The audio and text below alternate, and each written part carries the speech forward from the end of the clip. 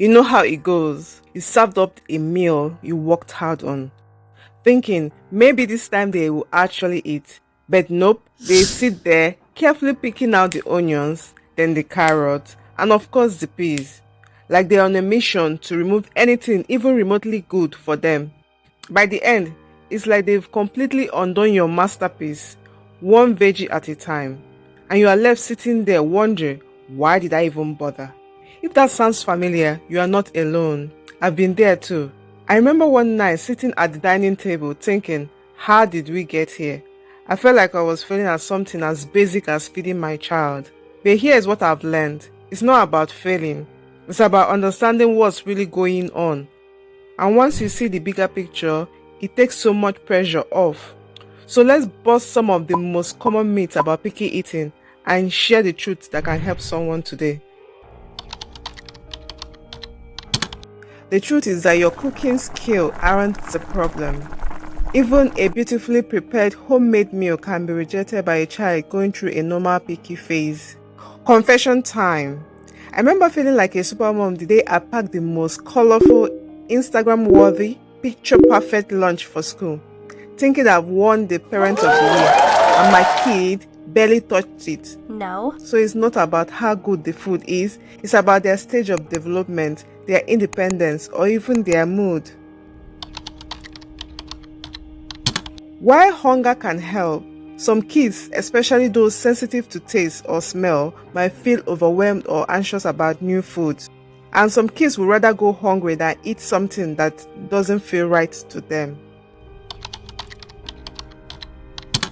It's so tempting to say, just eat this and I will get you a snack. But studies shows that bribing often backfires. Kids start wanting the reward even more and the healthy food even less. It's also set up a power struggle around eating that is hard to undo. Okay, now that we've cleared up the myths, let's tackle the big question. Why is my child such a picky eater? Picky eating is normal phase for many kids. Between the ages of 2 and 6, children often go through what's called neophobia, fear of new things. And for toddler and preschoolers, that includes food. Do you know back in historic times, this was actually a way to stay safe. Small children needed to be careful about what they eat, like wild fruits, leaves, or berries they found in the bush. So that suspicious look your child gives you when you serve green vegetables, like fluted pumpkin leaves or broccoli, that's ancient survival wiring at work. But of course, it's 2025. The food on their plate isn't dangerous. It's just dinner. So how do we help them to move past this phase? There are tested 5 solutions that actually help. The tiny taste approach.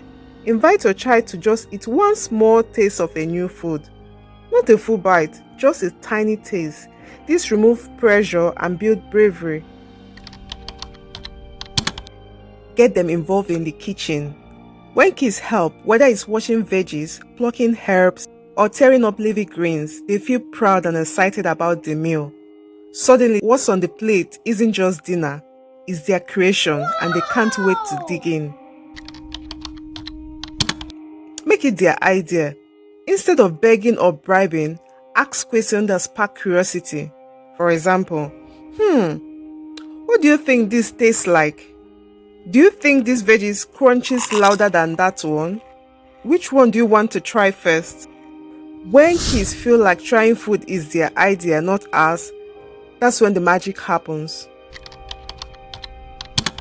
Make mealtime fun and relax. Let your child come up with a fun name for the meal. Example, a superhero spaghetti or magic beans. When eating feels playful instead of stressful, kids are open to trying new food. Keep offering without pressure. It can take 10, 20, or even 30 exposures before a child finally accepts a new food. Don't give up. Remember, smelling, touching, or licking a food count as a progress. I know you might be thinking, but what if they never try it? I promise, patience pays off. Your role is to provide, their role is to decide. At the end of the day, the most important thing is to bring back joy to meal times. So make conversation the star of the meal. Food is just the co-star. Celebrate tiny wins. Did they nibble a carrot today? That's a win. Ditch perfection. Some nights it's okay if they eat only the rice. Heaven will not fall. And slowly but surely, meals will become easier. The journey isn't about perfect plates or empty dishes. It's about building a lifelong healthy relationship with food, one small taste, one tiny triumph at a time. If this video encouraged you, I'll be so honored if you subscribe and join this community of supportive, honest, and uplifting parents. Peace.